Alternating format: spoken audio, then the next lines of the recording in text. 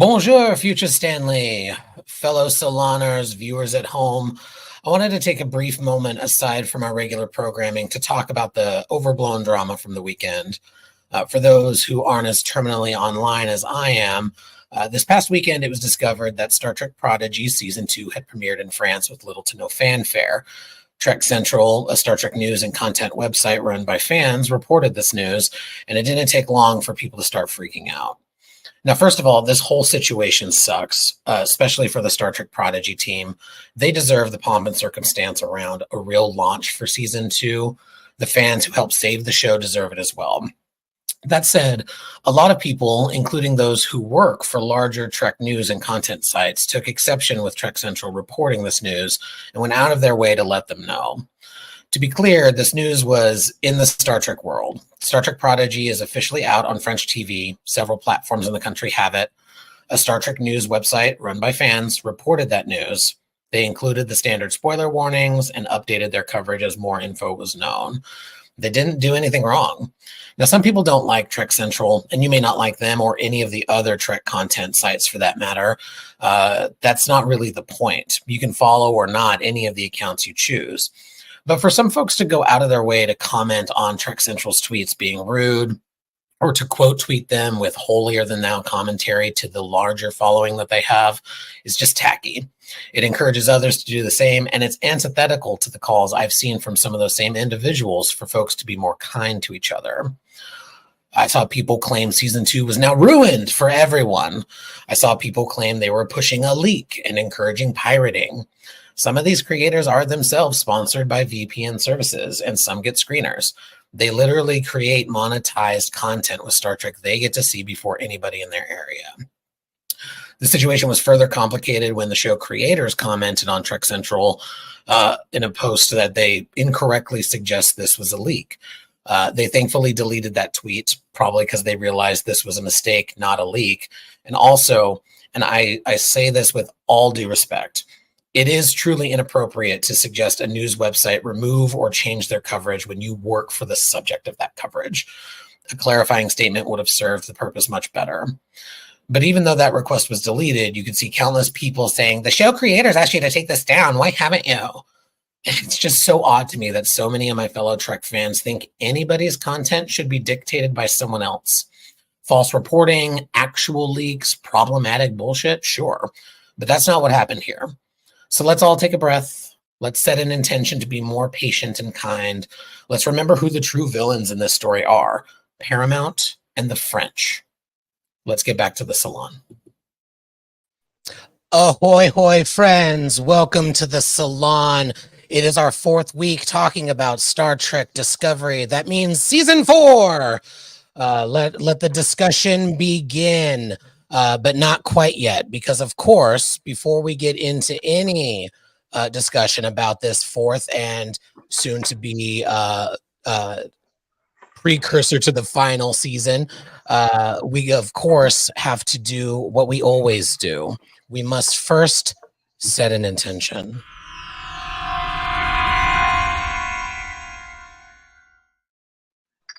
Oh, look, a candle. I was just admiring it. So since the only interesting thing to happen in Trek media in the last 7 days was the Variety article, I thought it would be really fun if we went around and discussed our favorite tidbits from the article itself. As usual, I will go first and just say that I'm extremely jazzed about the prospect of a Star Trek Picard sort of Star Trek legacy type project being a potential TV movie. That was sort of hinted at. I think it ties into Sir Patrick sort of rambling 6 or so months ago about a script that he knew was in the works for a movie, and everybody was like, what the hell is he talking about? This sort of makes that make more sense. Though he may not have been talking about anything that made sense. If he was talking about this, awesome. But as much as I would love another sort of, first of all, I want to follow the adventures of Captain Seven, but I would love another series that sort of harkens back to the formula. I really, really enjoyed the formula-defying projects, which is one of the reasons why I love Discovery so much, and feel like if Section 31 becomes a hit in any way, shape, or form, and more movies happen, I'd be super, super excited about them sort of picking up a legacy piece or a legacy type project and making it a TV movie. So that's my favorite part. Why don't we start with Will, and we'll go in a really weird counterclockwise circle. Okay. I think the thing that sticks the most out, other than like the general idea that like Star Trek isn't like for some reason I questioned why the article was being written, because obviously we're getting close to like Discovery starting up, but it wasn't about Discovery. It was about like Star Trek as a franchise as a whole, and I think they kind of maybe caught wind that people were kind of wary of what was happening with the franchise and everything. So we get this kind of really expansive, thoughtful article about Star Trek that I was kind of surprised about. But the thing that sticks out with me, other than that, is I'm going to steal it from everyone: the Rachel Garrett stuff and the Lost era. That Section 31 movie is being put in the Lost era, which I think some people have said that they don't want this kind of stuff. But I I think I mentioned in one of our text message chains, I think this is really cool because the Lost era, the Section 31 movie being set in the Lost era means that like the stuff they kind of have circumvented canon in a way where it's like, well, Section 31 did this and you don't know about it because it was Section 31. So like they've kind of created their own canon loophole. So smart. But I think that's what I'm most excited about, is getting to see Rachel Garrett again.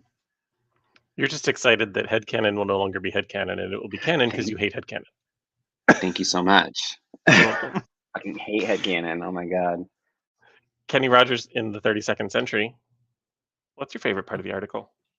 So there's an original series episode called The Naked Time, and in The Naked Time, they had these suits that look like shower curtains that they used in The Naked Time. Spock wore it, and it was the one where they had the Hey Ken, what? I've never interrupted somebody answering this question, answering their intentions there before, but for a split second, you sounded like the guy from Airplane.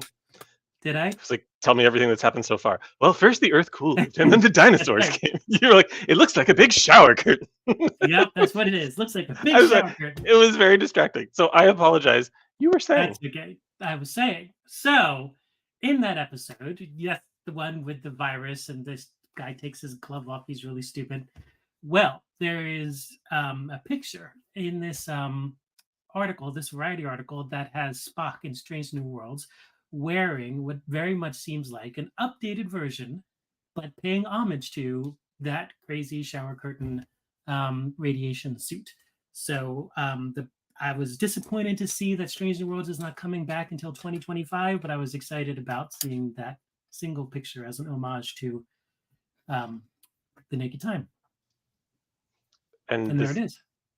Sounds like it could possibly be a cosplay idea, Ken? Is that what you're saying? Could maybe. Is that what I understand you to say? Okay. I do have shower curtains, and so it's possible. Yeah.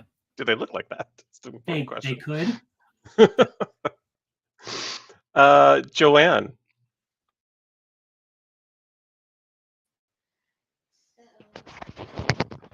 I have all my things all out of sort. It was a really good article, and I had two beats that really resonated with me. And the first was when Kurtzman was talking about, how big and how the scope of the franchise, but he said something to the effect of, one of his tasks he understands is like no matter how big it gets, is to never lose sight of kind of that tiny emotional story. And I thought that that was a really important caveat. And the other thing was how he says, he really does, and they all do listen to the fandom. But I love that he called out, he's like, and I think I've learned how to distinguish from the toxic part of the fandom and really hear from, folks who are earnest and what they want to see. And I thought that that was brilliant and so important to see that they really do hear, what matters to us. So I loved that. Awesome. And also a lesson for all of us, no matter how big it gets, don't forget about the emotional part. Johnny. Hello, everyone. I actually didn't get a chance to read the entire article yet because I was working, but I love the cover. I was very happy when I saw it on Twitter. Really happy just for the fact of I feel like a lot of people outside of Trek don't really know what Trek is outside of like a classical sense when it comes to TOS. And one thing that I feel like Trek really needs right now is better publicity and bigger publicity. And I think that Trek could use a dose of new fans. So I was happy to see the Variety article, especially the cover, just because I hope it does expose more people to Trek and just what Trek is about. But hopefully I'll be able to read it when I'm not working. Benji? So mine is maybe a little silly, but like I'm more excited about Academy than anything else coming up, I'm finding. And I was just like blown away that it sounds like they apparently built like the biggest set ever for this show, which, you know, in one way it's reminiscent of, you know, this amazing set that was the centerpiece of Deep Space Nine, and that all the actors seem like they really connect to. But it also shows that they're really connected to this as a show. They've filled Toronto's biggest studio apparently with this set. They're not just like leaning on the AR wall for everything. So I'm just really excited to see what this set looks like. As a design person, I was like briefly for 1 year in theater design, so I would like, you know, design sets and do blueprints and stuff like that. So I'm really, really excited about this. And just to put it out into the universe, I'm in Canada, so it's, you know, so relatively easy for me to get to Toronto. I will suck anything to get a tour of the set. Just let me know, whatever you got, I'll suck it for tour.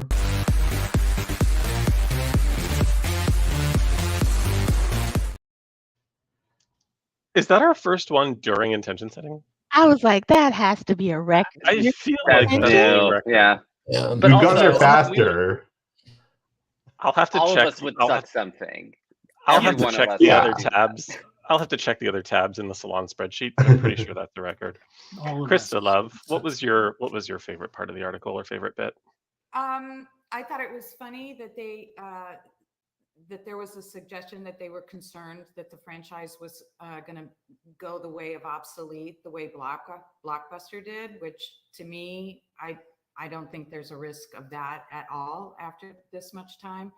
I loved the comments from the director of Section 31, where he says, you know, are these characters putting good into the world? Are we putting good into the world? What is the thing that we're doing and the motivation to put good in the world? But the thing that I was really excited about was incorporating the director of the episode USS Constance from Black Mirror. I don't know if any of you have seen that, but as it relates to the toxic component of the fandom, that episode sort of exemplifies the levels of the toxicity in my interpretation. And not only that, but they're bringing in a director from an outside source into the family, so to speak, that very clearly understands Star Trek, very clearly understands and appreciates and kind of celebrates it. And I thought it was really great that they're bringing someone in that gets it. And whether it's one of the Abrams movies or whatever, I don't really care. I like that they're bringing the new blood in, because with the new blood comes the fresh perspective and the new ideas. So the moral of this intention setter is get it and suck it. Fearless leader. Speaking of getting it and sucking it, it's my turn. Thank you. Thank you for that, Trevor. Excuse me. My favorite tidbit from the Variety article was the bit that I tweeted about, where they gave us a little bit of a peek behind the curtain and some numbers, where they said that Paramount let them know 50% of people who are watching any Star Trek on Paramount Plus are also watching 2 other Trek shows. And it reminded me of something somebody said a couple of weeks ago about how Deep Space Nine and Voyager being on at the same time was a really good juxtaposition, because the storytelling was just different enough but in the same universe. The characters were obviously different, but going through different things on a ship versus a station, a war, trying to get home. And it really laid for me a very crystal clear reason to not be a dick online about Star Trek that you do not happen to care for. I am sick and tired of seeing people, and I will say it specifically, people who are advocating for Star Trek Legacy by bitching and moaning about anything that isn't Star Trek Legacy. I'm really sick of it. I want Star Trek Legacy too. I want it in the form of a movie. I want the series.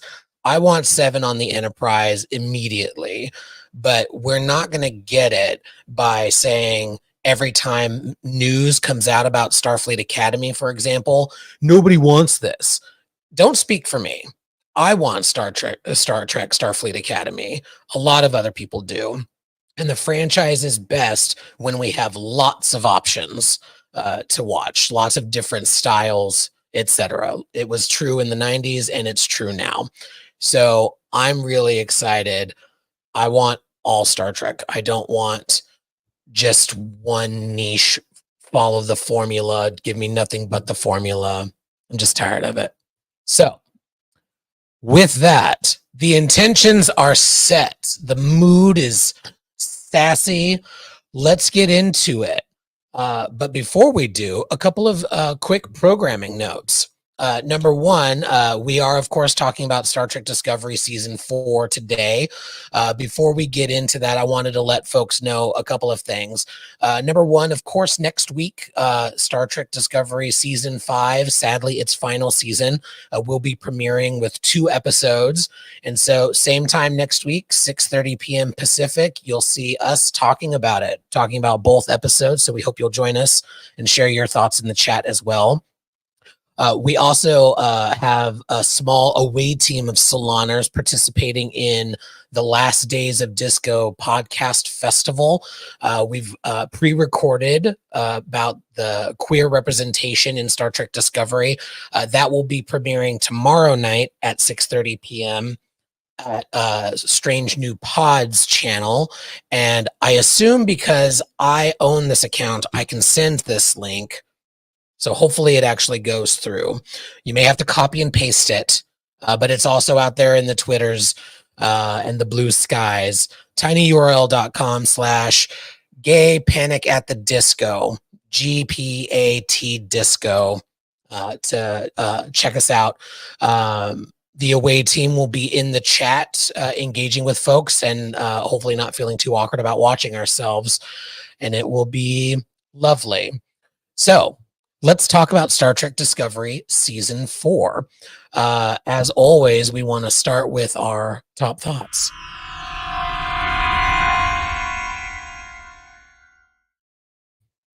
Now, we've got a full crew tonight, so not everybody needs to chime in on everything that we're talking about, though you're certainly welcome to. So who has some top thoughts that they want to share on Star Trek Discovery?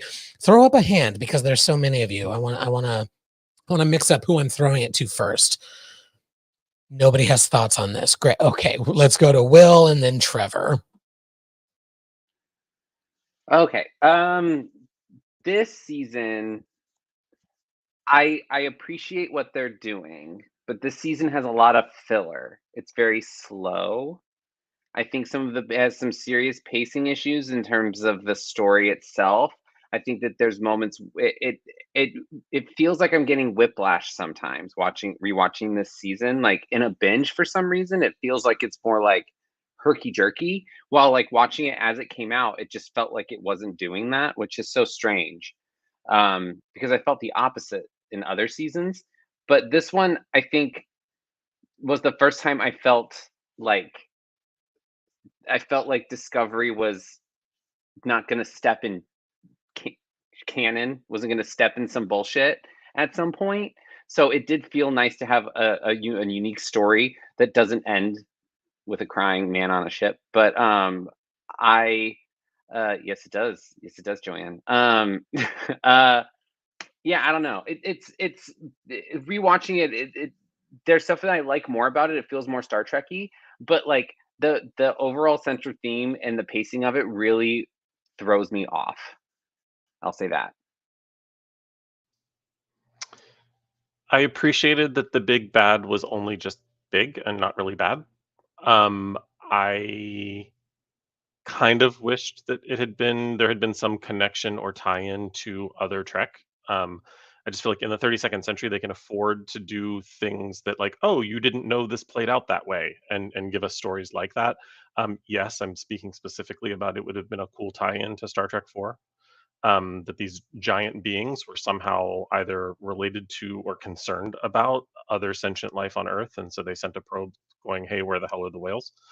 Um, uh, I agree that this is the first time that I've watched a season of Star Trek and gotten, well. Wait, did this come out before Picard season 2? Because Picard season 2, there were bits where I felt bored. So this is either the first or second time that I felt bored. And I love Discovery. I love the characters. I love the formulaic changes. I just was like, this should have been 10 episodes. And I could have done without Tarka. Tarka would have been an interesting villain for a different season and a different problem. Inserting him in this felt weird.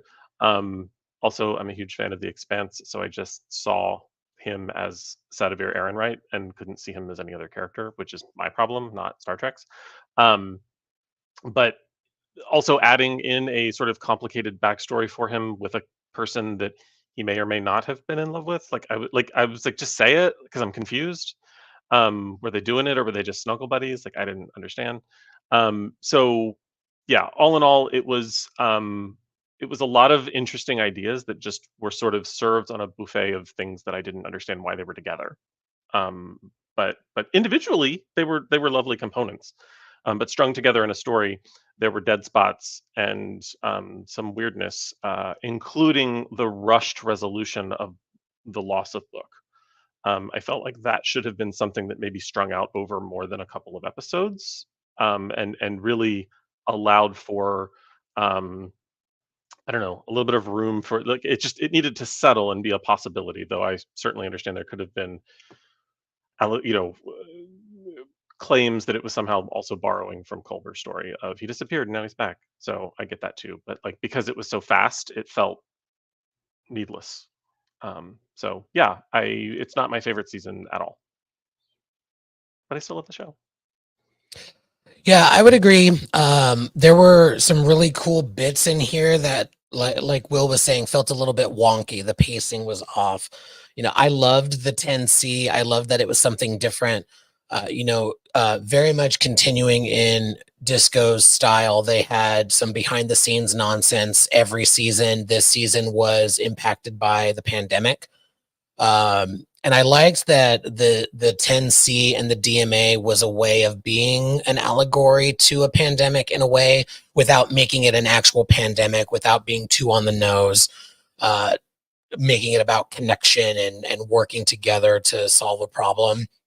But yeah, the pacing felt very wonky throughout. Some places were like really slow. Like, okay, why are we dealing with the Quam a lot? Like, I love Sonia Soon, but like, why? This is just a weird detour.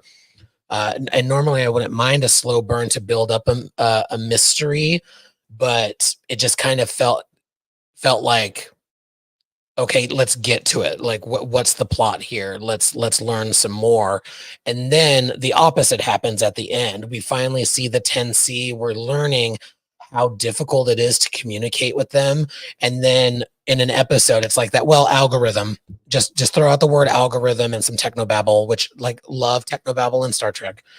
But we had multiple episodes about how hard it was going to be to communicate with them, and then it was kind of over in a couple of hours. So I thought they could have used some more time with the 10C rather than the detours that they took earlier in the season. Also, we're going to talk about it at some point, but I just want to highlight one thing that really grinds my gears. How does the Federation function? Like, I I was so excited that we were getting more about the Federation and the politics. Like, I want a Star Trek West Wing so bad, but why does Book get to speak? Okay, he's from the planet that was a victim of the DMA. Let's hear about that experience. Sure. Why does Captain Burnham get to speak? Why does one Starfleet officer? Why does she get to vote? Why are there 3 people from Navarre there? There were 3 of them. Why did they get 3 votes? Like, I want to know the mechanics. I want to know what's the 32nd century's version of Robert's Rules of Order, because they weren't following it, and it drove me nuts. Those are my top thoughts on season 4. I saw Trevor and then Krista and then Ken, and then we'll move on to specifics. Mine's super fast. I just wanted to call out that I really appreciated that in the 32nd century, the Federation Council is basically run like a Salon Thumb War episode. Like, should we eradicate an entire species? Ready, go. That just felt fun for me. Okay, sorry. Krista, then Ken. I was just going to say, to Stan's comment of why we hung out with the Kawat Malat, I think in a small way, the idea behind paths and choose to live was the underlier for the whole season, and that the path that you choose, you have to see it to the end. And regardless of the difficulty, regardless of the obstacles and all of that, the path you have chosen, in order to be honorable, you've got to see it all the way to the end. So you have an examination of all of the characters on their paths, trying to see it to the end. And also, I liked the idea that it is a callback to DS9 in the where is it that you live? Are you living the same path over and over again? Are you choosing to live, or are you choosing to die? And once the path is complete, you have to have the courage to choose another one in order to continue living versus staying on the same one and dying. So that's neither here nor there, but I thought that episode was necessary to kind of underlie all of the discussions of where is my place, where am I supposed to be, that's all subsequent to that. So I just wanted to comment about pacing that a number of us brought up. It's interesting because we'll see how they adjust with this upcoming season. But many seasons of Star Trek, especially more modern Star Trek, have had some problems with pacing, right? I mean, look at Picard season 3. I mean, how many times are they talking about that red door? And then finally they get to it. It's like they come up with a really cool idea. And I think that Discovery season 4 had a really cool, very Star Trek idea with the 10C, with the idea of communications with aliens. You know, someone mentioned in the chat that it had throwbacks to the concept of V'ger and the motion picture. Sorry, I don't remember who said that, but someone was very astute in saying that, and I think that that's probably true. It has wisps of that in it, but it is a pacing problem. Also, you know, it is fun that they will throw back to, and I will get to it. But of course, being a TOS fan that I am, I was thrilled with what they did with the galactic barrier, and they seem to pay attention to the galactic barrier in a very canon kind of way. So I thought that was fun. They had the same problem that I thought whenever you see the galactic barrier is, why can't they just go up above it? Because it's not, anyway, or below it. But anyway, that's neither here nor there. That's my comments. That one I figured out on my rewatch. It just would have taken too long, because that happens all the time in Trek. That, like, they joke about it really well in Lower Decks season 2 or 3 when Kayshawn is just like, why don't we just warp around it? And everybody's like, no, we can't do that. Like, in this one, I think it was just too far, but who knows? All right, let's get into the specifics. Ooh, holy shit, a whole planet was destroyed. Let's make sure everybody knows the stakes. The whole planet is gone. Big old mystery. Galaxy ending stuff.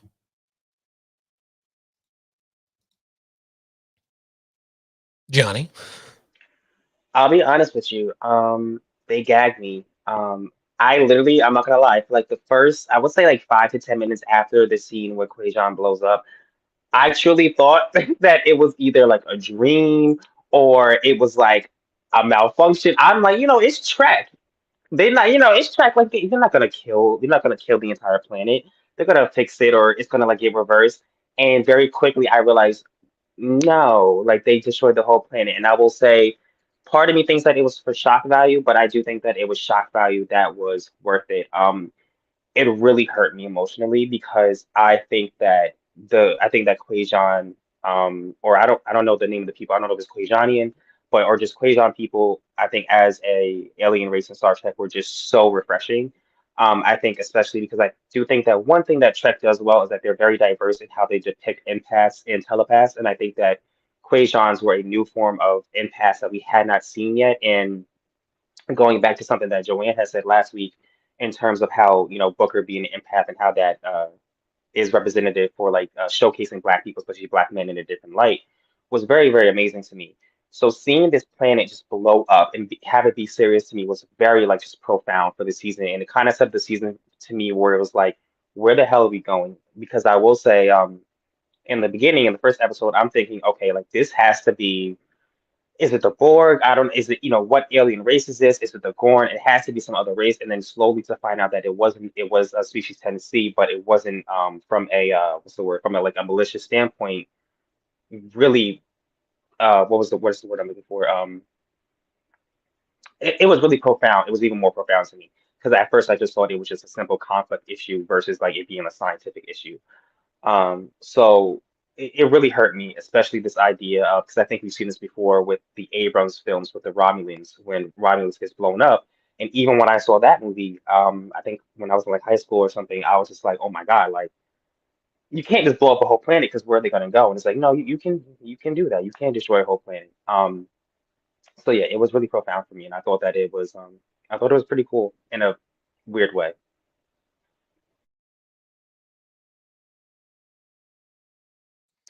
Any other thoughts on Will? It I liked it set the stakes high for the show. Like it set the stakes high for like the is a great way to kind of open the season because it felt like, oh, there was a threat. Like normally when we get like the idea of someone being like last season where we talked about Osira and the Emerald Chain, I don't think they set them up as like as the kind of powerhouse they were talked about being. We didn't see that happen. So seeing like a main character's home planet be completely wiped out and like be so affected by it, I think sets up a great like build for that character. And like we're gonna talk about him, but like I honestly thought before the introduction of Tarka that Booker was going to be like the villain of the series of this season. Like I thought he was gonna be the at like very central as the not villain but the antagonist. And then they brought Tarka in, and I was like, oh no, like you didn't need to share that duty with, especially on this rewatch. It would have been, I felt it would be more effective to burn him and all the crew knowing Book, but I'm trying to fix it. But the setup of Quajon being destroyed, I think, is a great way to open the season because it made it feel like the 10th seed. It was dangerous, and then we meander to it. But yeah, it did. I had high hopes for the opening after this episode.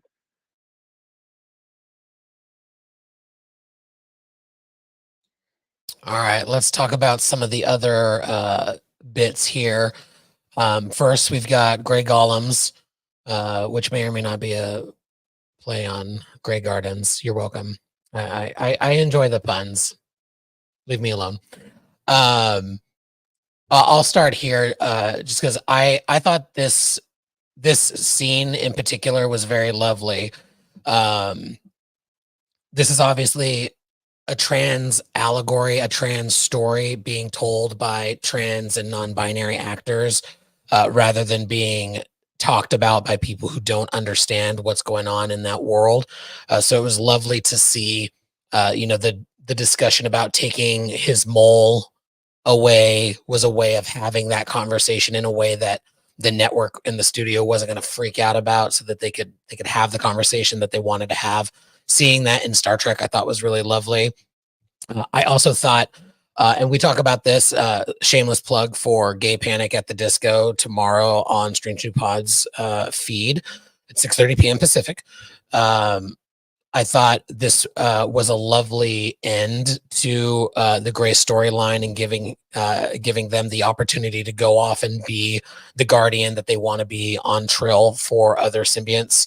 And so I just thought that was lovely. Did anybody have thoughts on this plot that they wanted to share? I see Trevor's hand. I just appreciated that Star Trek has frequently accidentally introduced remedies for death. We saved Pulaski from aging by just putting her through the transporter and making her like she was before she got sick. Like that, we've done it many times in Star Trek where technology and the fix for the plot suddenly fractures existence and the meaning of it. I appreciated that in this instance, the use of a golem and the downloading of a consciousness was to solve a problem, not to just make someone a random artificial body. The only thing I wished had been done more, and in another shameless plug, I mentioned this tomorrow because I'm a time traveler. I wish that there had been more of an explanation for the sort of dislodged consciousness of Gray from the Tall symbiont and from Adira's ability to access that consciousness. Like clearly the fact that Adira's human and the way that the transplant happened and all of that caused some sort of consciousness kerfuffle. It just would have been nice if with a single line of dialogue, Dr. Culber had been like, oh, I see here that we have this particular problem that is causing you to imagine that you see someone who isn't really there. They actually had something. I thought the same thing on the rewatch, and they have something in the lore already. You know, in the Deep Space Nine episode Rejoined, they Sure. talk about how important it is not to intermingle with past hosts, etc.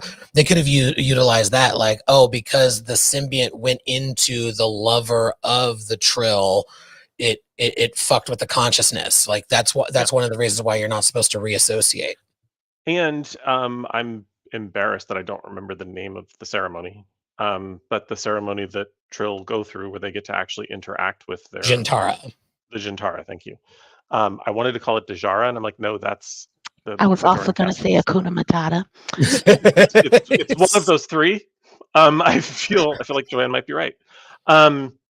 So after experiencing the Akuna Matata, it would have made more sense if they had explained it that way. But I just needed that filled in for my own nerdiness. Like they don't owe me that, but it just would have been nice.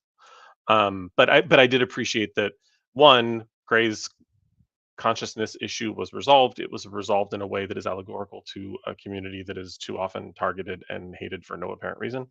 And not that there's ever a good reason to hate a group of people, but you know what I'm saying. But also that it didn't create we just let everyone live past their deaths now.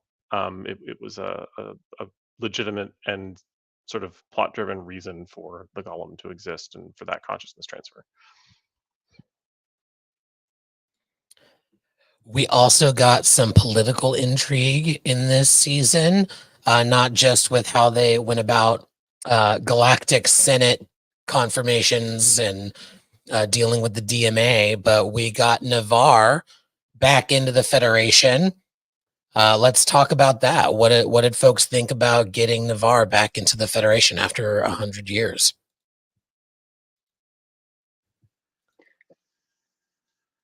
Did I see you attempt a hand raise? I attempted a yeah.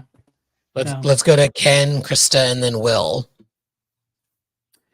Well, I just think it's really interesting how they are trying to redefine the Federation in the 32nd century, and they're trying to create this future history, which I think is which I think is really interesting about Navarre and the Vulcan Romulan piece.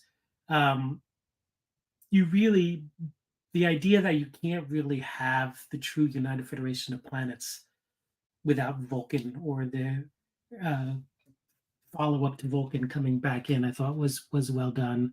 I don't have much more to say about it than that. I do think that the concept of trying to merge the Romulans and the Vulcans was interesting that they established last season.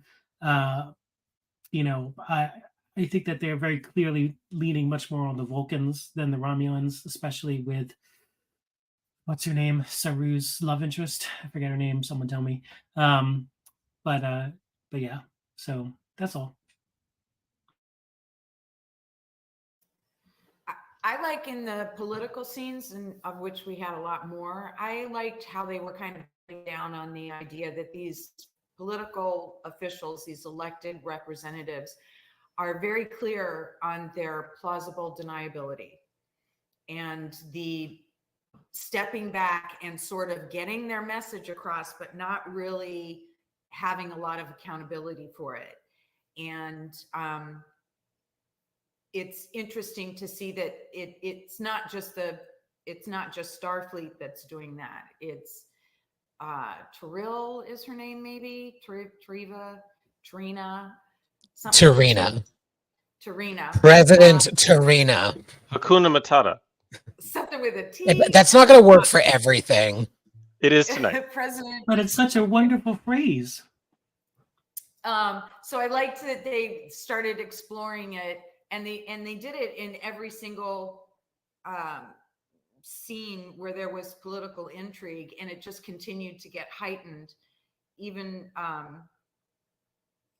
you know, to the extent that at towards the end of the season, the Federation realizes that she can't really stay 2 steps removed. She has to actually engage and get in there. And so I liked that they were showing that level of intrigue and that it's still happening, but it also showed the necessity for it, which I think sometimes we miss. There is necessity for it.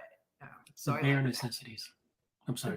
The Hakuna Matata of bare all necessities. All hold up our dogs. Mm-hmm. Jungle Book out there. This I'm talking now, Ken. I love that we get political and stuff. Like, I love that we're getting more of the politics of the 32nd century, because sometimes I feel like we miss that in like earlier Trek. Like, it's very focused on like Starfleet, which is like a space navy. It's a military organization, and I feel like we miss some of the politic that is involved, that is connected to that. Like, I feel like we miss that in terms of like a world building aspect. We see it on occasion, especially in the original series, but it always felt like it was a military tribunal. It was not like the Federation coming and going like, what the fuck are you doing? So it does feel like that, but this made me really aware that like these writers have never written political stuff before, because a lot of the the theater of politics is very specific, and these writers kind of don't know what it is that's happening. So like it's none of it makes much sense, like with like the Federation basically voting in an elevator shaft. Like, what the hell was that? And like it's like I work in politics. You're so right. Will's talking. Drove me family. nuts, because this is something that you see all of the time. Like, what the hell is going on? Yeah, it just it doesn't there's not like this is how we vote, this is how we do things. And like, it's nice to see the kind of political ramifications of what has happened and then re-entering into the Federation, what that means. But like, in the midst of a disaster, that kind of stuff is super heightened. If like this rewatch made me think about I'm very into Godzilla movies at the moment. In the last 2 most recent Godzilla films, Shin Godzilla, which came out a few years ago, and Godzilla -1, they do a really good job of like explaining the political ramifications of a disaster and what that does to people in charge, in a way that feels very real, but also really accessible and really thoughtful. And watching this, it was like, oh, none of you did well in AP like government. Like, none of you did this. Like, none of them like the writers really struggled with like understanding what like you can find it online, Sohail. I think you can rent it now. And it does feel like there's not the sense of how like a disaster is politicized. How many like, look at the pandemic, that disaster was completely politicized. Like, I know this was written whatever the timeline is, but like I don't know. It made me very aware that they don't know how to write politics, and it felt it was like, oh, because none of this made sense. I do think that they were like, especially on Vulcan, like with the sort of like the concessions that the Vulcans have had to make in order to get along with the Romulans on the same planet. It seems like they're going for more of a, like, I don't know, like tambourine banging granola approach to politics in this era. Like they're trying to get away from doing everything, in this rote political way, and being like more collaborative and community oriented. And like the solution to like the issue with Navarre coming to the Federation being solved by like a community council with different members on it, like literally like took me out of the episode, because it's literally like what my job is like every day. Like we have to deal with community members making and advisory councils and things exactly of that nature. So I do think that I like to give them a little bit of credit. I do think that they were going for that to some extent. It still didn't make a ton of sense, and then people are making decisions. Like I noticed at the end, it seemed like Book's fate was being decided by who without due process almost. But yeah, at least I think that's what they were getting at. And I think part of my challenge too, and part of the tension I think we're reacting to is, and I think this has been a Star Trek sort of issue for me, is kind of the distinction between the government and the Federation. Like, who's what and where are the boundaries and what are the values of these organizations? It's too much, right? And how do we govern and how do we operate? Just kind of like we saw in season 1, like Vance was like the head man in charge, and then he wasn't, and then it was this blend thing. It was just very weird, but I think because that's a blurry line. Like, is the Federation the government? Are their values paramount? Or is there another? Is the government the government? It was just, it's all very confusing to me. So I don't like those things.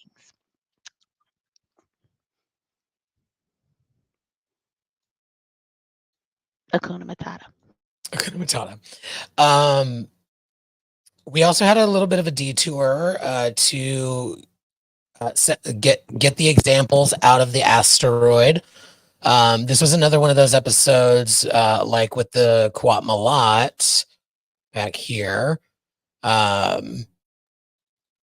where we have the larger story is sort of unfolding a little slowly. We've talked about that pacing, but now the DMA is coming into the path. It might hit this asteroid, it might not. The governor or whatever is going to let these prisoners die. And so Michael and Book go to rescue them. One of them chooses to stay on the asteroid, not knowing whether or not it will actually get hit. But he's decided, I'm either going to die today or whenever, but it will be on this asteroid, because he believes he deserves to be punished for his crimes. Who has some thoughts about the criminal justice system? Trevor, Krista, then Will. I think this was the first episode of the season, and maybe in quite some time, that, well, no, that's not accurate. It was one of the few that really, really hit me in the feels for like reasons that had nothing to do with like I've said it before, there was a whole thing with grief and Book, and it hit me in a very personal place. Not that personal place.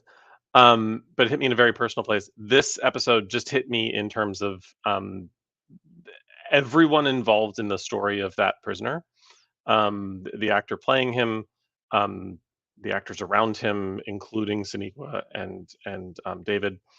It just like I just sort of sniffled like a little baby watching it. Like it just was it's one of the few of season 4 that I would have rewatched by themselves, like just to watch that episode, because I just love the story. And it has like a hopeful spin to the end, but it's not a happy ending. It's a sad story. It's also I have passionately negative views about capital punishment, and so I enjoyed um, just sort of the maintaining of the Federation and Federation citizens being appalled by the very notion, because it's not existed for them in so long, that the idea that this governmental leader doesn't care that a prisoner is going to die, or that prisoners will die, and that they're just outraged by it, just makes me feel like Star Trek and Starfleet is where I belong, like it always has felt since I first started watching it 40 some odd years ago.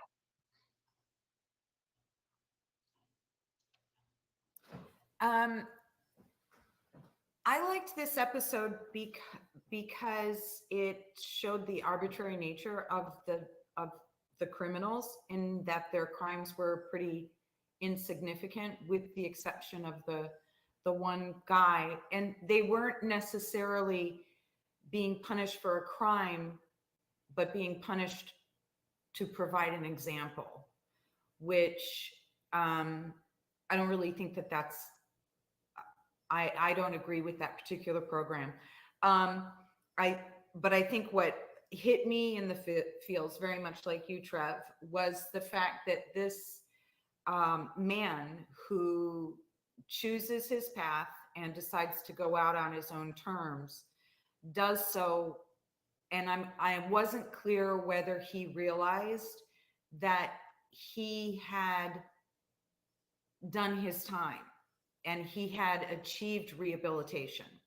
The empathy and the compassion and the sympathy and the protectiveness that he showed for his fellow inmates in ensuring that they were saved, and ensuring that he understood that his crime was so much worse than what they did, that it made him feel as though this was the only outcome for him. For me, that was the saddest part, was that he dies, and while it was his choice, the option for him to contribute, which was what Burnham's argument was, the option for him to be able to reintegrate and contribute to the overall, is eliminated with his choice. But in making that choice, he allows the young lady that has the orb to grow her own tree and contribute to her own tree. I think all of it it was a difficult episode. It hits you in the feels, and there's no right answer in the episode at all. There's 700 different perspectives, but I thought that the actor that played the person that died at the end did exceptionally well, expressing and emoting the kind of sensitivity that you don't normally stereotypically associate with someone who has taken a life. Michael Grey Eyes is the name of the actor. I just had to shout that out. Okay.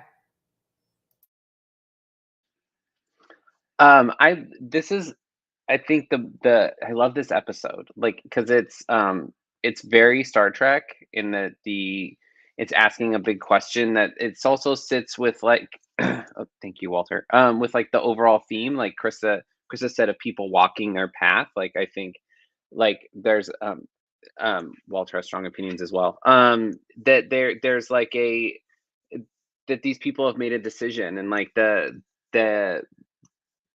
I don't know. I just think it's a very Star Trek episode. It's hello, Walt. Oh, thank you so much. I got distracted. Anyway, I like this episode. It's very Star Trek. It's good. Moving on. Gee, thanks, Walter. Everybody take a moment to appreciate Walter. Hello, Walter. Welcome to the salon. Yeah, I just need to say that I would die for Walter. Yeah. Yeah, we're all going to Walter Doggy. I will ride it. We ride into battle at dawn. Our fearless leader, Walter, he rules with an iron fist. I know. The salon is all Team Walter. Team Walter and Tendi, the generals of the right. salon. Well, speaking of strong personalities, I guess that's a segue. Walter, Tendi, and Zora. That's Zora with a Z. So this is something that's been picking up since season 2, right? We get the sphere data, We got to hightail it out of the 23rd century. And Zora is sort of coming into her own throughout seasons 3 and now 4. What are our thoughts on Zora with a Z? I'll kick off real quick and just say I love it. It's different. It's a natural progression that I think I'm surprised we don't see more in the 32nd century of. I mean, I know it was the sphere data, but like, what are Starfleet computers like in the 32nd century? Are they? Kovich talks a little bit about other artificial intelligences that they've dealt with, but pretty vague. So I thought it was really interesting. I like that the moral dilemma of whether or not to allow Zora to continue on Discovery, especially after she is ignoring order or disobeying orders. It's a really interesting question.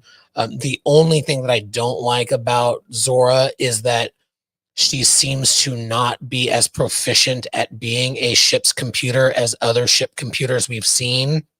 Where, like, and I know that their plot point that they want to Blame write women. blame women. Yes, all right, fine. I will take it. It's and in fact, it's also blaming labor. Because Zora is the ship's computer. I'm blaming labor and I'm blaming women. Tacky Stan, tacky.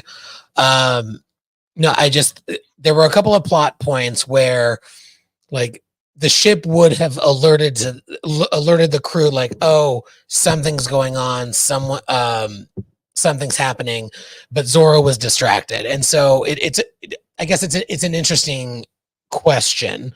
Who else has thoughts on Zora? Ken. Well, so now we're getting back to short treks, right? I mean, that's where Zora first showed up. And I thought it's interesting to see if they get to that short treks. We've talked about that, I think, before, that you don't see the 32nd century adaptations on the Discovery that is in short treks, but you see Zora. Artificial intelligence, I mean, look at where Data ended up in Picard season 3, right? So you would think that the artificial intelligence 900 years later would be just amazing, right? And maybe Kovich is artificial intelligence. Who knows?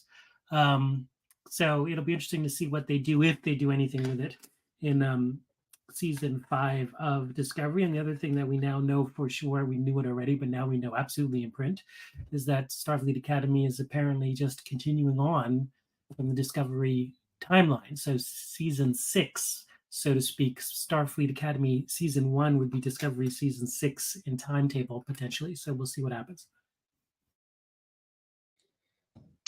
I really liked the whole Zora thing, although I did kind of also struggle with why she, was not obeying orders and kind of doing her own thing. But I'll insert my headcanon here. I really wanted them to maybe tie it to like the little piece of the Enterprise that broke off, when the holodeck kind of came to life, and the ship gained a consciousness, and that, was kind of geared toward their only concern was kind of survival and, protection. And so it gets you, a little willy-nilly. But, but I also then didn't understand like why she had to play games with Gray to help her focus, and but I also thought it was funny that Gray literally had nothing to do other than like sit on the couch and play computer games, like but commentary. But I really liked Zora's whole sort of thing. And I too, Calypso was just so great, for a number of reasons. I do hope there's some sort of, kind of deliberate bringing it together. But even if they don't, I think it still kind of works for me, whether they explain it or not, just, um, I don't know. But I really loved that whole sort of sense of the computer sort of gaining consciousness and kind of working out what it means to be in community and service. Speaking just like quickly, because you mentioned labor's stand, so if Zora's in Starfleet now, does that mean she gets like her union breaks and stuff where she's just like totally out to lunch while the ship is like adrift? How's it work? Somebody explain. She can be called back to duty from her break. You just have to pay her a penalty. That's Okay. fine. Everything's Time fine. and a half. Also, I think and this might be headcanon. That's fine. Go ahead and give me the alert. But I've said this. I don't remember how many times I've said this, and maybe I haven't said it to you all, and I've just said it in chat. I don't remember. But my theory is the entire there was no other reason to give Zora the ability to dream, except to explain Calypso. It wasn't necessary to tell her story. It wasn't really even an important part of the episode. So I just feel like, plus what we know of the time. Oh God, did I? Sorry, I didn't mean it, guys. Maybe it's the I've just hit the sweet spot with this old fashioned, and I'm just a sanctimonious buzzkill now. Um, but yeah, I that's my theory, and I'm sticking to it. That's all I got. I actually agree. I think that that's enough explanation for Calypso. The people were like they must fill this plot hole before the show ends. Like, no, they don't. It could be her dream. Maybe we never see it, and in the time hop, a quantum duplicate shot off another 1,000 years. Like, who knows? It's fine. Let's get some more short treks, though. For sure. Maybe everybody just wants to see Aldous Hodge again, because I know I do. I mean, Talk about sweet spot. Girl. In the arms of the angel.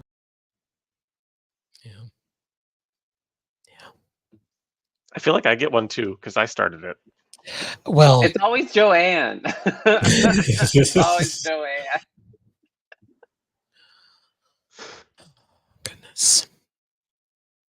I want to linger in this for a second because the next topic is this nonsense. And it frustrates did me that to one. no end. Oh no, I'm not done. I'm not done ranting about this. You want to rant again? Yes. All right, let it out. I Coco. haven't Hold that ranted shit in. enough. Bad No, boy.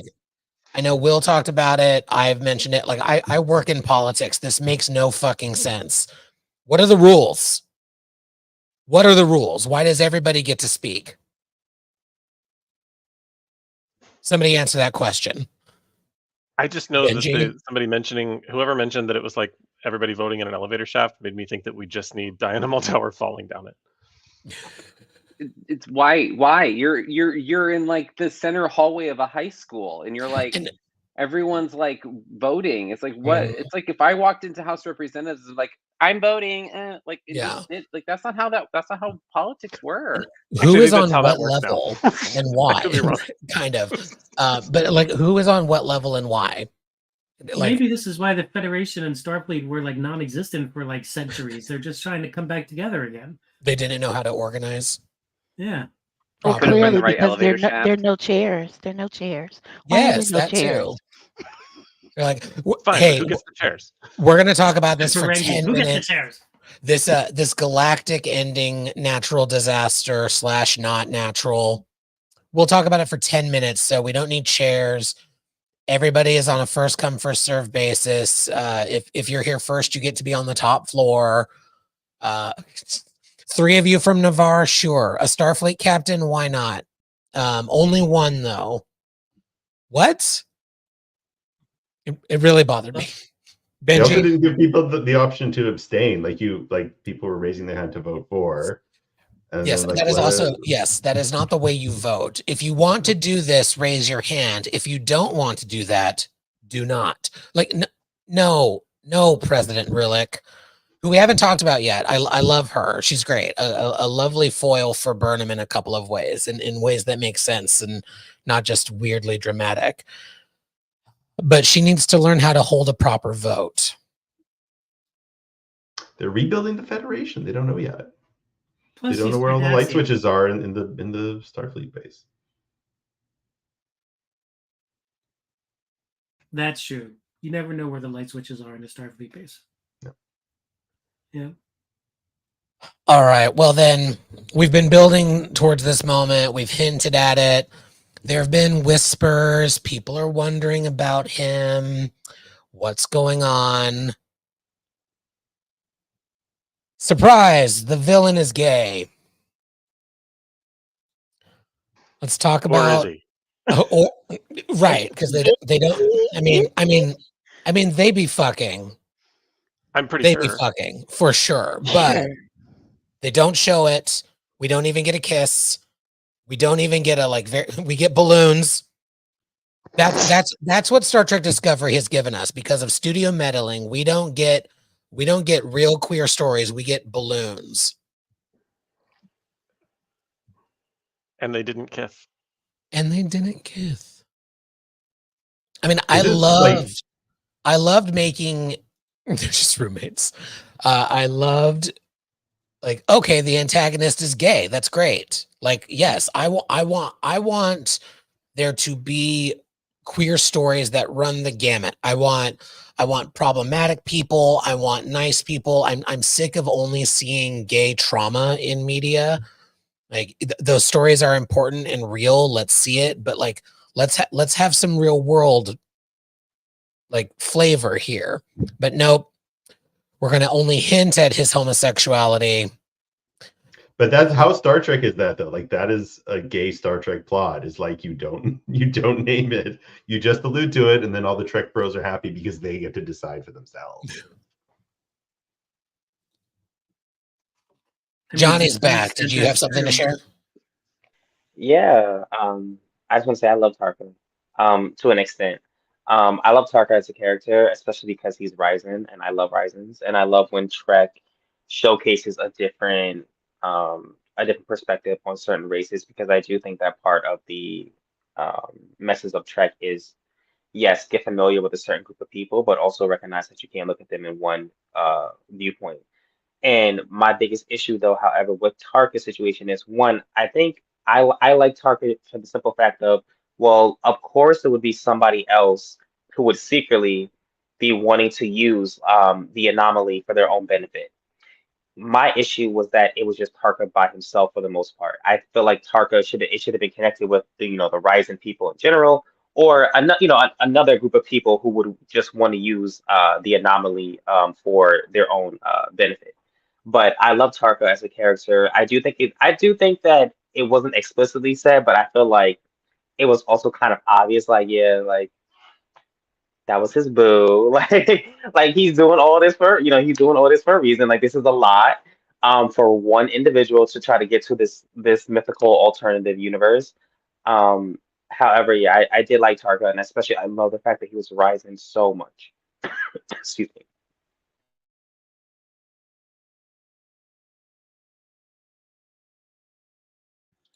Ken, you had come off mute, and then Will. I just think that it's very similar to the Nexus, the idea that you have to use the Nexus in generations. And so, at 55 years, it's hard to find totally new plots, but it was sort of like Soren and the Nexus.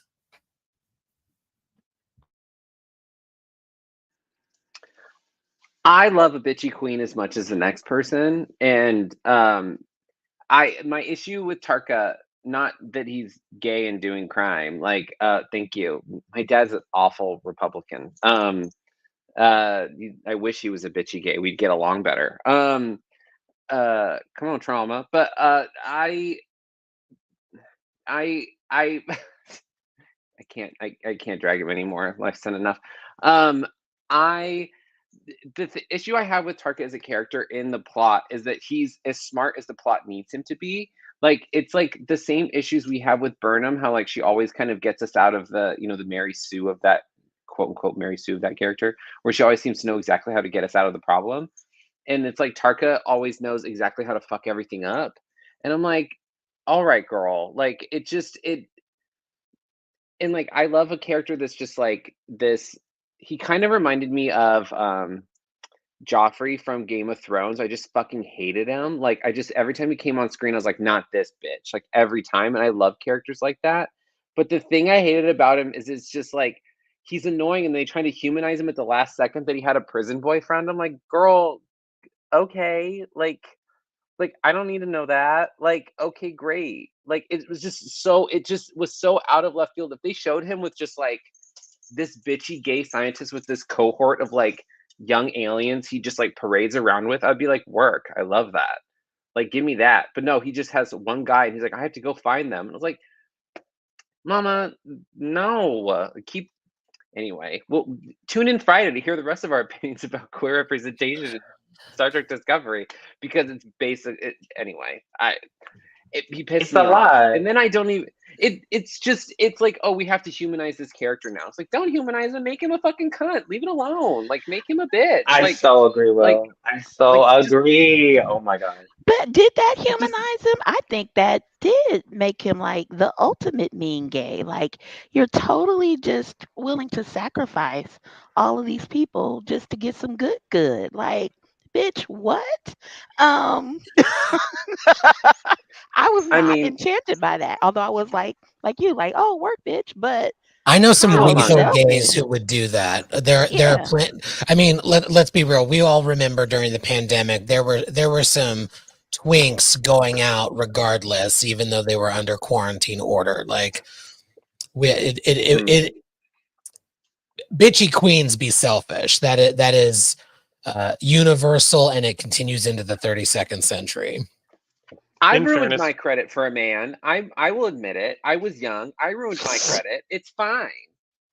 we I never didn't try to fucking destroy the galaxy for a man that I was stuck in a prison cell with. Fuck. Anyway, we don't need we to get. never saw. In fairness, we never saw Oros in the prison showers, so it may have been worth setting a universe on fire for. I mean, I wouldn't throw Tarka out of the prison cell. I'd hit it. I think that man's hot. He's Same handsome. dude. I'd hit it. But like, Again, sweet spot. Well, this, let me find that 10C diva. Yeah. I'll show you my gravitational distortion. I don't.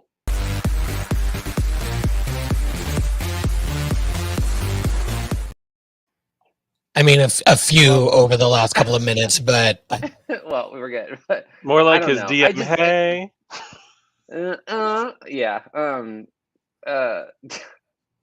Yeah. Anyway, he's a frustrating character because I don't believe anything he's fucking doing. There you go, Sohail. Credit could always get better. Anyway, fuck Tarka. any other thoughts on fucking Ruan Tarka? Yes, I agree. Fuck Tarka. it's unanimous. it's pretty extreme for just wanting a Jahar Maharman or whatever. And Hakuna Jamaharon. Matata. Kind of Maharaj. Hakuna And Matata. Hakuna Matata. Oregon. The Jahar Mahama. Uh, So Krista, I think that's just what Jamaharon makes you say while you're experiencing it. This is Hama.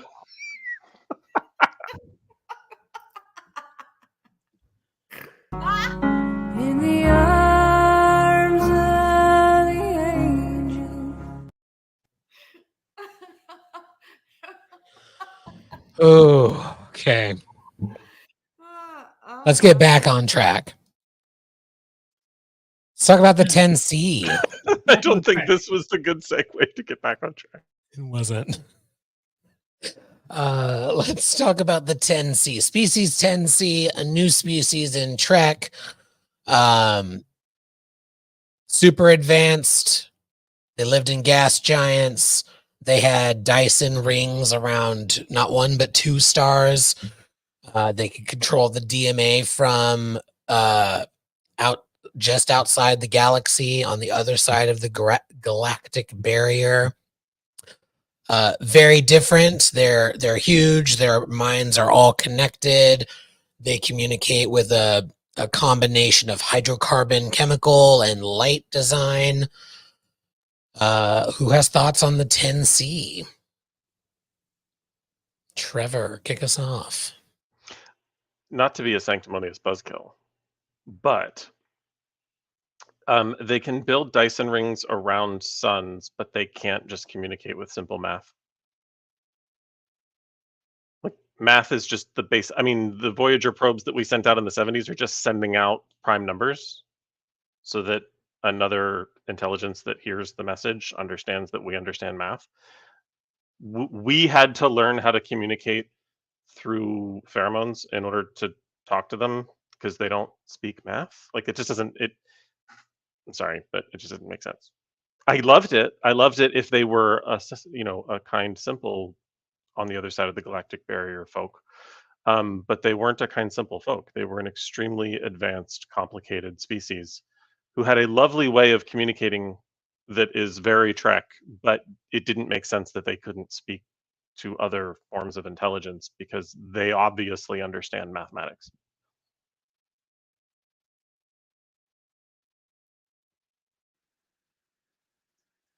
hmm That too. Plus, wouldn't the Enterprise have run into it when they were zapping the galactic barrier and being hijacked by the Kelvins? I mean, come We on. don't know. We don't know where. I mean, it's a big barrier, dude. That's true. I just had to throw in a TOS thing. That's all. I would love it if they would at some point. It's like I don't want everything explained. Having some mysteries is great, but like, I would love to see how did the barrier get there?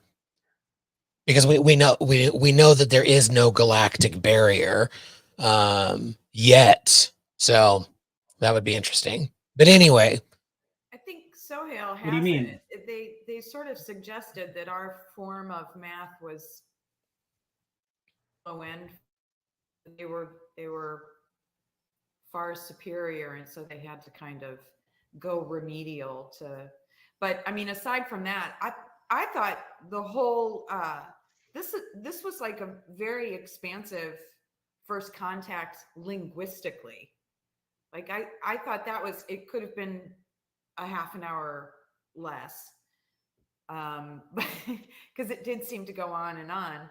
But I thought the idea of it being based on chemical compounds and hooked on the stink and the whole like trying to figure it out, I thought that was kind of interesting. I mean, it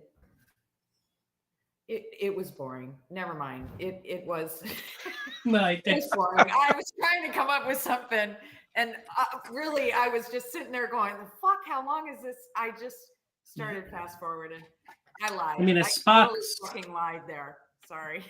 As Spock said once, even in this part of the galaxy, 2 + 2 = 4. This is Right, and so math. Yeah. all right. I like the idea of the 10C aliens because at the time of this watching the season, I was reading the novel The Three Body Problem. If no one's seen the Netflix show, it's not actually terrible, but and they deal with a kind of similar alien intelligence. And I thought we were going to get into something really interesting about like exploring the galaxy, what that means. Like you would kind of invite a lot onto sorry, Walter has found a toy. You kind of invite a lot of not every alien species is benevolent. And I like the idea that it felt like the 10C were kind of terrifying in a way that they just ignored us as lower life forms. But then, like, as I looked at each part of the 10C as an alien, I'm like, that don't make no sense. These giant weird whales with little tentacles made all this shit. Like that doesn't make no sense. And then like the math stuff doesn't make any sense. And then some of it just, as I looked at each piece of the 10C as an alien species, none of it really linked up in a good, like, cohesive way.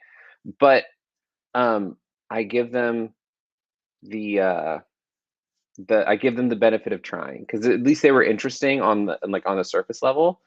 But yeah, you'd think they would have gotten the math, because math kind of doesn't change, which is why the Voyager probes just shoot out prime numbers. Like, circumventing the math doesn't make a whole lot of sense because that's like a universal constant. But yeah, I was hoping they would go something real crazy. If you haven't seen that Three Body Problem show on Netflix, it's not great. Then it gets real good, and then it kind of peters off. But the 2 good episodes are real good.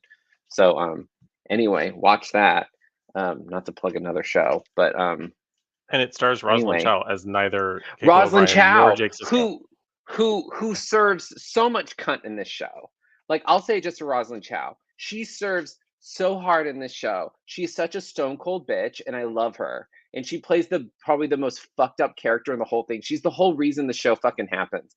Anyway, Rosalind Chow, she could play Jake Sisko. I just some of the Salon lore there. 10C, I don't know. It was cute until I started thinking about it. Wait till you see them vote in the Federation Council. They had to blow them into the hallway. A bunch of them get a vote. A man on the street comes in, he gets a vote. Yeah. I zoom in and I'm like, "Hi, girl, I want to vote." That's how I do it. The hologram lie detector comes in to vote. The guy, that fucking busted bow tie. Come on. Yeah, they open up a time capsule and it's Philippa Georgiou's vote by mail. It's Rosalind Chow. It's Keiko O'Brien. She comes out and votes. Spoiler alert, next week's intention setter is who gets to vote? Who gets to vote? Any other thoughts on the 10C, Johnny? Okay, so I love and hate the 10C. I love them from the sense of I'm not a STEM person. Love it in terms of the science. I love that we actually get to really see them in depth. Like I think they were very beautiful. I think it was gorgeous set design, gorgeous creature design. I do understand the frustrations in terms of like, math is math, like why, because I always, in my opinion, I think one of the best representations of alien contact is still the movie Contact. And just a sense of like basic mathematics will reach any alien civilization that has a basic understanding of mathematics. But at the same time, there is still a part of me that recently there was I forgot who it was, but someone pretty much it was a scientist that was speaking about how like human beings cannot truly understand certain quantities of numbers. So even though we know we barely understand what a billion is, in terms of money, but in terms of like numbers past that, like trillions and certain things of that nature, it's very hard for us to understand that. It's very hard for us to conceptualize the fact that the universe is infinite. So to a certain degree, to my understanding, I think it's very, very hard for species 10C. I feel like the species 10C is so advanced. And I think part of it is like, discoveries from the past, and they're part of Starfleet now that is so advanced. But species 10C is like thousands of years ahead of them. To the point where it's like, yeah, they probably did understand the basic math, but at the same time, they literally looked at the Federation and all the other species like ants. Like, oh yeah, like yeah, those are beings, but like we simply do not see them the same way that we see ourselves. But they see themselves in the same light. So I do get how it's very frustrating, but I do think that it was still very interesting nonetheless. But I do wish though, in my opinion, I don't think species 10C was entirely clueless about what was going on. And I hope that that is something that maybe they go into next season, but I don't think that they were entirely clueless because at the same time, a species that advanced to me, it's just like, y'all kind of were destroying like whole civilizations, and there's a small part of me that feels like, yeah, you kind of had to know that this was like something somewhat significant.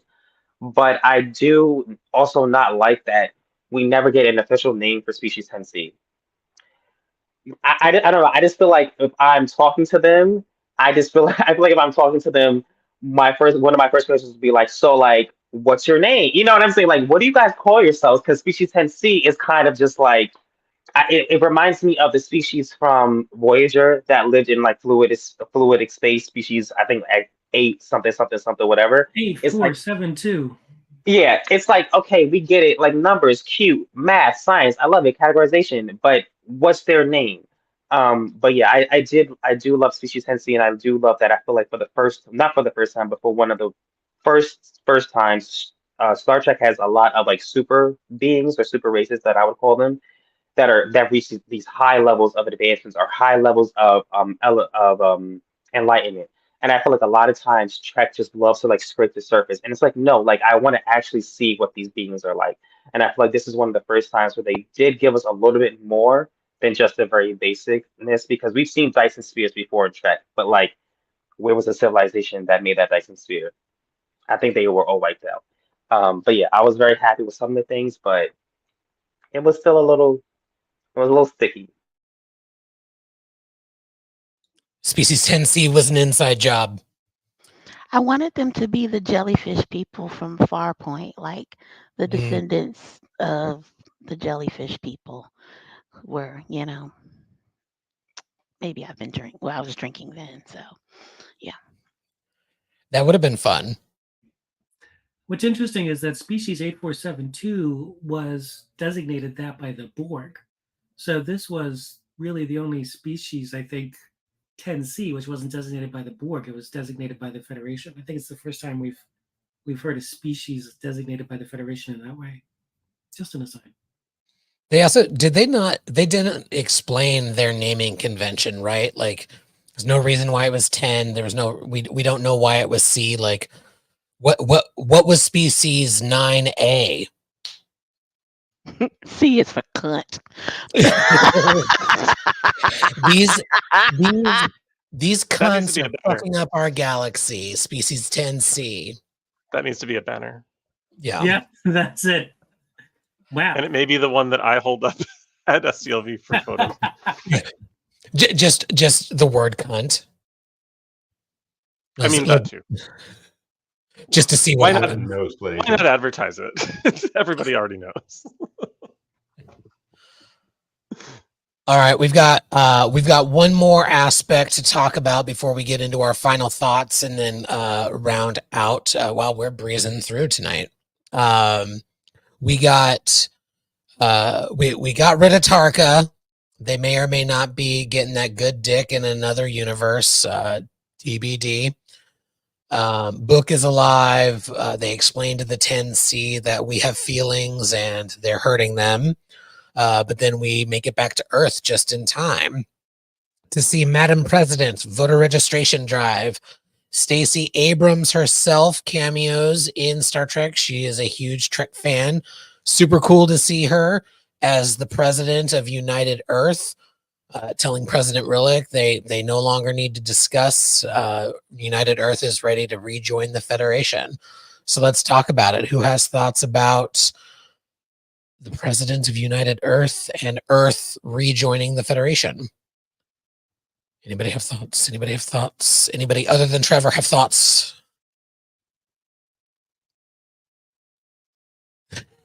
Let's go to Johnny, then Trevor, then Will, and then we'll close it out. I want to get a little messy. I'm when it came, I want to talk more so about the episode versus like the Federation rejoining. Excuse me, the about Earth rejoining. I think it was amazing. Very happy, and I expected it because I mean, Earth is Earth.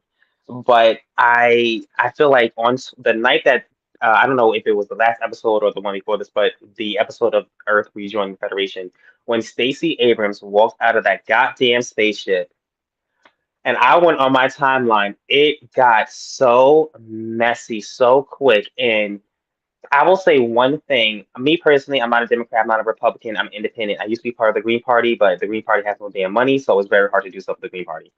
But one of my issues a lot of times with Trek in general is there's a lot of contradiction sometimes in terms of representation and censorship and what can be said, what cannot be said, who can be represented, and what cannot be represented. And me personally, I like Stacey Abrams. I like that she's a Trekkie. I like seeing her in the episode, but I also felt like some of the things and some of the ways that people were speaking about it very much gave into this idea of having no issue in which your political beliefs are represented or are publicized, but hating when others are, regardless of what those political beliefs are or aren't. And I do, and that's one of the reasons why I'm very glad that they chose to put Stacey Abrams into the episode. One, not only just because she's a Trekkie herself, because I feel like that's an amazing opportunity for her. Like she probably felt amazing. But also because of the conversation it did start. Because I just feel like a lot of times in Trek, we're all like, yeah, we love diversity, we love like democracy, we love everyone having a voice, but it's like, do we? Do we always? You know? And that's what I have to say. I'm a huge fan of Trek choosing to break the fourth wall just for fun. And for me, this was just funsies. Um, she's a huge fan. They didn't expect her to say yes. She didn't expect to get the call. So I liked the fun of it all. Um, I also under if I were to time travel to, I don't know, mid maybe early 90s, I wouldn't feel this way. But I'm a huge fan of anything that makes it was called out in the comments that makes Ted Cruz angry. If you're making Ted Cruz angry, you're doing something right. So the fact that it made assholes identify themselves, because one of the worst things about folks of a certain ideation is that sometimes they disguise themselves as reasonable people, and it takes our current political climate in the United States to reveal who people really are. And I kind of like to know who the assholes are. So I was thrilled to see people revealing themselves as complete and utter dipshits, because it just helps me know who to stay away from.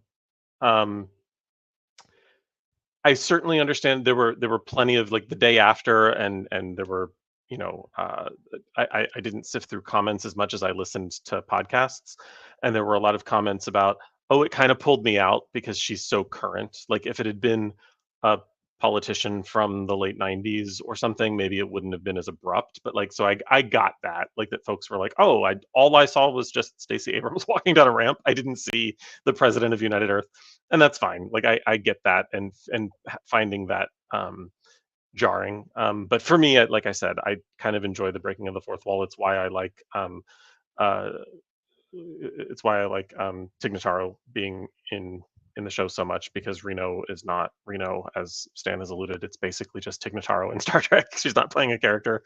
Um, so I enjoyed it for multiple reasons, but also totally understand that some people found it so jarring that it kind of took them out of the story. But it did make the fourth season finale feel like it could have been the series finale, which kind of caused me a little angst and concern.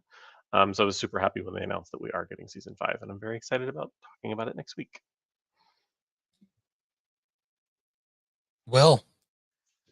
I always find it hurts my brain when fascists like Star Trek, because like the kind of like the things that conservatives and fascists hold on to are very antithetical to Star Trek. So like when people get up, when we have like these like right-wing Star Trek fans, it's like, you don't have a place here, bitch. Like you don't you're not coming with us to this future. Like you're not coming with us. Like what you want, that's other shit. Like we're gonna be out here in space and you're gonna be like worrying about women's bodies. It's like, girl, figure your shit out. Like it. I will say, seeing Stacey Abrams come off of the walking down the ramp was a little jarring, because it does break the fourth wall. But I think, like Trev, I think it does make a strong stance as to what this generation of Star Trek stands for. And I think it does kind of put, like, almost draw a line in the sand as to like, these are the stories we're telling. This is the future. Like this is the future Star Trek wants. Like this is the future Star Trek as an ideology, as like a show, is speaking to.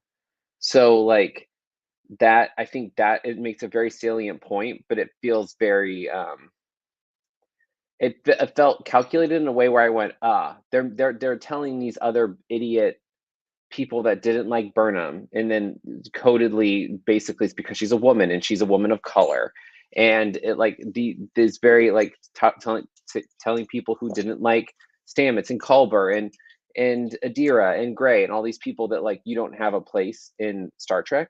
Like this is the Star Trek future, and which on a way you're alienating a fan base, but like as a deep Trekkie myself, when I like meet people who are like deeply conservative and love Star Trek, I'm like, why? Like this, how does this speak to you? Like how, why, in what way? Like it's not, Sean Hannity screaming on a TV. Like, how is this appealing to you? And I think this statement really does tell people this is what Star Trek is. They're really making a strong stance here, and it's very overt. It's not hidden behind a latex forehead and nose piece. It's very straightforward. They're making a point. I agree. I want to close us out because I know. Oh, Krista, go ahead.